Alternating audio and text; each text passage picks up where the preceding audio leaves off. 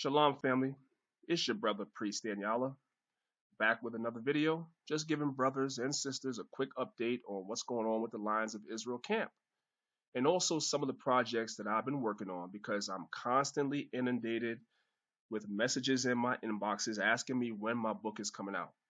So I feel compelled this time to show brothers and sisters kind of some of the stuff that I've been working on, which may give some insight as to why the book has not come out. I promise you, brothers and sisters, the book is going to come out. But before the book comes out, I have to complete the projects that I'm working on first. Before I get to that, I just wanted to show you, brothers and sisters, something.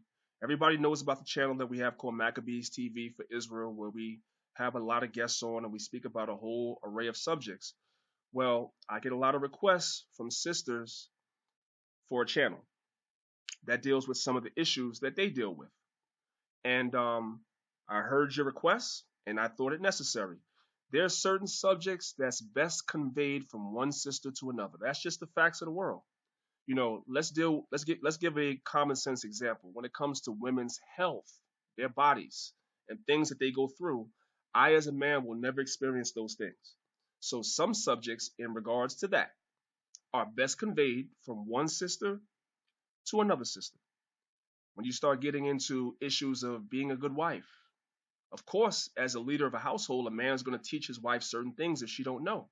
But also, a sister can teach another sister how to be a good wife, how to be a good mother, okay? How to be a good Israelite sister in general if she's new to the truth and doesn't know, how to dress, so forth and so on. The men will always be the leaders of the nation, but the Bible says that the aged women or the older sisters or the experienced sisters can indeed teach other sisters and the children. So that is what this channel is dedicated towards. It's called Sisters of the Maccabees, and it is the sister station of Maccabees TV. Now, it's very important, brothers and sisters, that you understand something, right? Everybody knows that when you want to subscribe to a YouTube page, you hit the subscribe button. But what a lot of people don't know is how important this little bell right here is.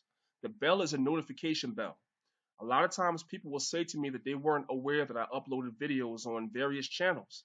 And the reason why you're not aware of it, even though you subscribe, is because you don't hit the notification bell. The notification bell sends you a notification, most likely to your cell phone, every time channels that you are subscribed to on YouTube upload content, you will get a notification to your phone. That keeps you in the loop, all right? So make sure that whatever channels that you subscribe to, that you subscribe and hit the notification bell, okay? So again, we have this new channel called Sisters of the Maccabees. If you have wives, sisters, mothers, loved ones, daughters, tell them to subscribe, man. The sisters that are on here have been doing a fantastic job. I take time to salute them, and I ask them to continue doing what they're doing. And if there are other sisters that want to be involved in this, please reach out to me. Y'all know where to find me. The best place is Facebook under the page Daniel Benjamin.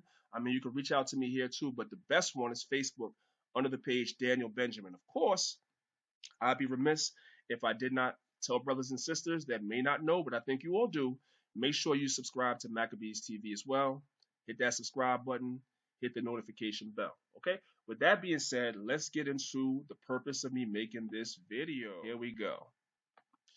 Okay, brothers and sisters, what you are looking at on your page, on your screen right now, is something that we call the Lions of Israel Beginner's Guide. Let me explain to you what this is all about. We are constantly told by brothers how interested they are in joining the body, but we don't believe someone when they just speak. Your actions speak louder than words. So when someone expressed interest in joining the camp, we ask them to come on our weekly conference called Classes for 8 weeks. Now, because we live in reality, we realize that sometimes a brother may miss a class. So a brother may only be able to make 7 out of the 8. So of course we have discretion living in this world. But what we want to see is we want for brothers to see and make sure that we're a good fit for you. And we're checking to make sure that you are a good fit for us. So it's basically like a courtship going on for that 8 weeks to make sure that it's the right fit. We're not looking to have a multitude of brothers in Lions of Israel. We're looking to have serious brothers and sisters. So there's an 8-week courtship that goes on the conference call Classes. After that, if a brother still is interested in joining the camp, we asked the brother to go through what is called a 6-month academy. The name of the academy is called the Future Leaders Academy. And I'm going to show y'all that in a second. The Future Leaders Academy. As a matter of fact, I'm going to show it to you now. Let me show it to you right now. Let me pull up the other document really quickly. Okay. Um, this is a certificate that we present at the end of the 6-month academy. Now, let me start off by explaining why we call it the Future Leader Academy. The Future Leader Academy, pursuant to 2 Timothy chapter 2, verse 2, which is right here, which is why we have this on a certificate. And it says, and the things that thou hast heard of me among many witnesses, the same commit thou to faithful men. That's why I said that there's a courtship. We want to make sure that brothers are serious. All right. The same commit to faithful men who shall be able to teach others also. So when I was coming up in my day, we had something called the Trooper Program, which was for 2 years. And you had to go through a 2-year process before you were really officially a ranking brother in the school. We're not asking brothers to go through for 2 years. We're just asking brothers to do 6 months, all right, to really come in and immerse yourself and learn the scriptures, okay? So the reason why we call it the Future Leader Academy is because we're not looking for a bunch of zombies and a bunch of followers. That's not what we're looking for. We're looking for brothers that are really interested in coming in and learning this knowledge and taking this information and spreading it. All right. That's what we're looking for. Brothers that's coming into this truth that want to teach other people. They want to learn it so that they could teach other people. That's what we're looking for. That's why we call it the Future Leader Academy, because the Most High is calling you brothers into this truth to be leaders. Now going back to the original document. Let me just show y'all a few things, right? So the first page gets into what we call getting started right away. And the reason why I felt compelled to start off like this is because, as I said, we go to camp every week, and you'll be surprised the amount of brothers that stop by the camp that's always expressing interest in joining the camp, but they're not actually showing the interest in terms of doing it. It's just all verbal, it's all word. And the Most High never promised us that we'll be here this time next year. The scriptures say, today you hear the Most High's voice, harden not your heart. So it is imperative that when you express interest in, doing the Most High's work, that you actually follow through. And that's what this first page and the second page of this document is pretty much getting into. All right. As you can see, as we scroll further down, we start to get into scriptures. Again, this is a beginner's guide for brothers and sisters who are maybe their first 6 months into the truth. They really don't know much. So we're giving them the milk. All right. You see, we have helpful scriptures about color in the Bible. That's one subject. Helpful scriptures showing that the Most High's laws are not done away with, as the Christian church teaches. Helpful scriptures that show that the Most High God and His Son, Jesus Christ, are not the same entity. Okay. We have other scriptures further down, other topics further down. Here we have the history of the Lions of Israel camp and how it got started, which it got started in 2006 when myself and the late great Priest Bonloya, we started the camp in 2006. I met Bonloya in 1992 online outside of a class at the original Israelite School of Universal Practical Knowledge. And he and I forged a friendship from 1992 until he passed away in 2012. So this goes into that history right here. Okay. Of course, we don't teach the virgin birth, so we have a topic on that as well, helpful scriptures with that.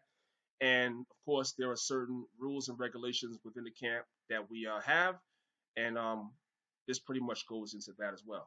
Again, at the end of the 6-month program, you will be presented with one of these certificates. It says here, this certification is presented for successful completion of all requirements of the Future Leader Academy. This certificate recognizes the holder as a full member and teacher in the Lions of Israel camp. Of course, this is a prototype because it has my name on it, but this is pretty much something new that we've instituted within the camp, and we'll be you'll be seeing a lot more of. Okay. The next thing I wanted to show brothers and sisters is something else that I was working on. Right. This is another booklet that I've been working on. This is called the Lions of Israel Beginner's Guide to History. Okay. Because there's a lot of pseudo information that's circulating on the internet, both from the Kemetic community and some Israelites that don't know nothing about some of the history that I go into in this book, right? Now, as you can see on the cover of the book, I have King James the sixth of England and the first. I mean, excuse me, the sixth of Scotland and the first of England. All right, that's from a coin. Um, Now on page one right here, you can see that I have an image of the Pucci family coat of arms. You can clearly see that they're Negroes, right? And the source of this, by the way, is from the book called Images of the Black in Western Art, just so you brothers know, right? I try to put my sources in this book when I say certain things. You can see that I have a list of helpful books for beginners. If you've been in this truth a certain amount of time, you probably already read all these books. But for someone that is new, they may not know this stuff. You can see that I gave them a quick list of books that they can get to kind of get them up to speed with what it is that we teach. And I even have my brother Moreh Yeshaya right here, his book Egypt Talk and Writing. You know, a brother that I actually know. Okay, I have his book in here as well. All right. Going down, I have a history of James the Sixth of Scotland and the First of England, the facts versus the fiction. Every time I hear brothers say certain things that are pseudo, my skin crawls. So I have to make sure that brothers that are in this camp know the truth. So you will hear things like King James is a homosexual, which I already have cut up and down. But for someone that's new, they may not have seen the PowerPoint lectures that I've done on the subject. So I have a brief summary here in the book. You might hear that King James is a white man. I've already dealt with that, and I have a 6-hour PowerPoint coming on Black England in the future, and I'll be dealing with that more extensively, but I deal with it in summary here in the book, and also give some of my sources as well, okay? Another subject that I tackled in this beginner's history guide is why we prefer the KJV over the other English translations. A lot of Israelites don't know this. A lot of Israelites have no idea how we got our English Bible today. They couldn't even give you any of the process that it took, anything. You see what I'm saying? But they'll be quick to tell you that we only deal with the KJV. Well, why? Well, for brothers that join our camp, I have a brief summary, of course. It'll be way more in depth when I do a PowerPoint on it. And as y'all brothers can see, this thing is still a work in progress. All right, I'm still working on it, as you can see. So this is something else that y'all can see I was working on. The next thing I touch on in this book briefly in summary is the Russian icon and their importance to us reclaiming our heritage. A lot of brothers like to hold up the Russian icon books, but don't know anything about the history of the Russian icons. Who were the czars that commissioned for those icons to be painted? What were the names of some of the painters? It's good information to know, right? See this guy right here on my left? This is the son of Ivan the Terrible. His name is Fedor. And as you can see down here, I give the source of where I got this image from. It's from a book called The Rise of Russia by Time Life Books. And that's Fedor, the son of Ivan the Terrible, with Negroid hair. Look at that. Look at it. All right. So I touch on this stuff really quickly in summary in this book as well. And also, I have another section in this book called The Israelites Scattered in Africa. Of course, we were scattered in Africa, and we are still there. We are still there. I know a lot of people like to put words in my mouth and our camp's mouth and say that we don't teach that, but you're a liar. We teach that we are still in Africa, absolutely 100%. We are in North Africa, we are in South Africa, we are in West Africa, we are in Central Africa, and we are in East Africa. We are everywhere, pursuant to the scriptures. That's what we teach, all right? So that's also in this booklet as well, amongst many, many, many, many other things, all right? So that's something else I just wanted to let brothers and sisters see that we're working on. Now, someone may be saying to themselves, well, I'm not a member of the camp, but I would like to get a copy of some of this information. Now, again, this book is a work in progress, and I'm going to finish this before I get back to doing my main book. If you're interested in getting copies of this, we don't necessarily have a problem with giving brothers and sisters copies of this information, but brothers and sisters have to understand something. These are being given out to people in our camp that complete certain objectives within the camp. If you are not within the camp, right, you have to understand that you can see that I put a lot of color into this stuff as well. For me to go and print this out, y'all know it's going to be expensive, all right? So, you know, if you're interested in this, you would have to definitely help me out as far as printing a copy out for you. I don't have a problem getting a copy out to you if you want a copy, but you'd have to definitely help me out with the cost of actually printing it up. That's very, very important. So I want family to understand that, all right? And lastly, but not least, I mainly did this because I know a lot of Israelites, they still have a little bit of an attachment to the world. and they see what people in the world get, and they kind of long for some of those things. Now, I want to start off by saying you do not see in the Torah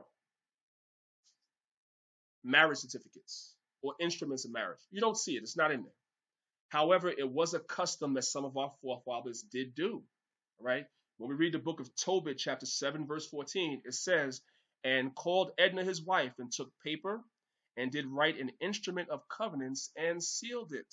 So it was a custom of our forefathers to write up instruments of marriage or covenants of marriage, which is agreements, and present it to the couple that was getting married. The scriptures do tell us in the book of Sirach to do everything in writing. So there's nothing wrong with this. So there were people that were asking for this. So our camp created a covenant or an instrument of marriage.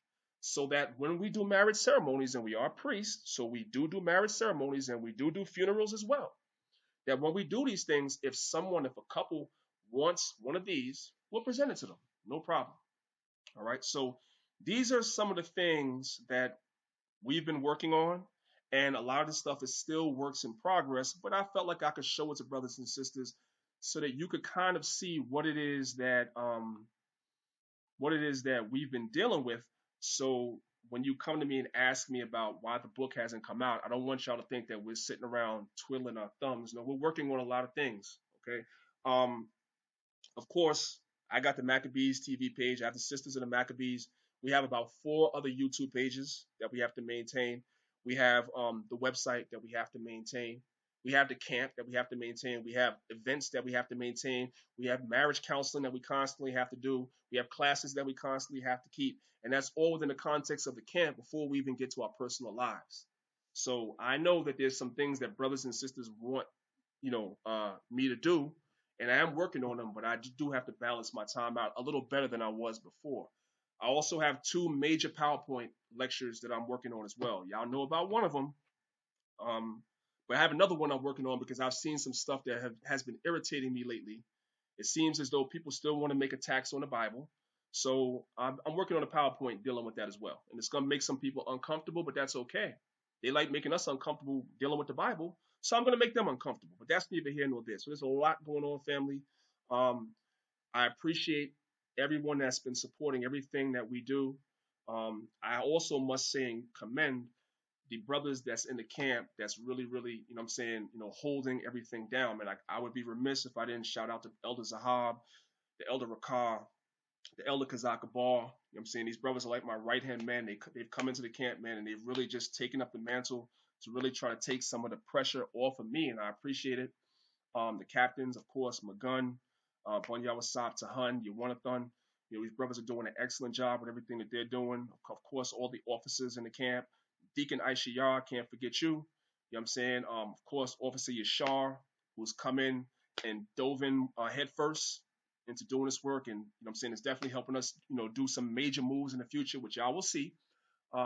So I just want to shout everybody out. Of course, the wives, they've been holding it down. The events department, they've been holding it down. All the high holy days, they've been holding this. The wives have really been holding it down, So I have to salute them as well. We're working, y'all. We're working. All right. So with that, I say shalom to the family. Hopefully this will answer some of your questions that you've been asking me. Probably not. I know brothers is still going to inbox me about the book. It's all good. It will come out, family. And you know what it's going to do? I'm not even going to make any more announcements about when I'm going to make it come out. It's just going to come out. And that's that. I say shalom to the family.